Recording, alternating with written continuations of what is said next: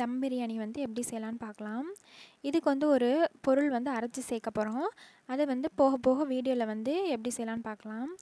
இப்போ வந்து ஒரு பாத்திரத்தில் வந்து எண்ணெய் சேர்த்துட்டு நெய்யும் சேர்த்துக்கோங்க. சேர்த்துட்டு பிரியாணி ஸ்பைசஸ் வந்து போட்டுட்டு நல்லா பொரிஞ்சதுக்கப்புறமா நம்ம வெங்காயத்தை வந்து போட்டு நல்லா வந்து வதக்கிக்கிறோம். வெங்காயம் பாருங்கள் வதங்கிருச்சு. இப்போ வந்து மல்லித்தலையும் புதினாவும் சேர்த்துட்டு வதக்கிக்கிறோம். அடுத்து கட் பண்ணி வச்சுருந்த 2 தக்காளி அதையும் சேர்த்துட்டு நல்லா வதக்கிக்கிறோம். இந்த மசாலா தான் நான் சொன்னது. இது வந்து நான் வீடியோ கடைசியில் சொல்கிறேன் எப்படி செய்கிறதுன்னு. பாருங்கள் நல்லா வந்து வதக்கி விட்டுக்கோங்க. இப்போ வந்து கரம் மசாலா சேர்த்துருக்கோம். சேர்த்துட்டு நல்லா வந்து கலந்து விட்டுக்கோங்க. இப்போ 2 ஸ்பூன் வந்து மிளகாய்த்தூள் சேர்த்துருக்கோம். அதே மாதிரி 2 ஸ்பூன் வந்து காஷ்மீரி மிளகாய்த்தூள் சேர்த்துக்கோங்க. இது வந்து கறி மசாலா தூள் அதுவும் 1 ஸ்பூன் சேர்த்துட்டு நல்லா கலந்து விட்டுக்கோங்க. இப்போ வந்து தயிர் வந்து 3 ஸ்பூன் சேர்த்துருக்கோம். சேர்த்துட்டு கலந்து விட்டுக்கோங்க. இப்போ வந்து க்ளீன் பண்ணி வச்சுருந்த சிக்கனையும் சேர்த்துட்டு நல்லா கலந்து விட்டுக்கோங்க.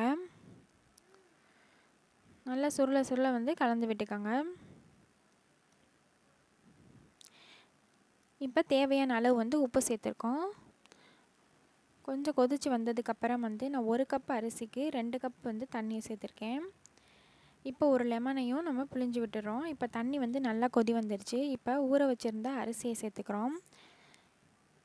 சேர்த்துட்டு தம்மில் வச்சுருங்க. அவ்வளோதான் வந்து பிரியாணி வந்து குயிக்காக வந்து ரெடி ஆயிடுச்சு.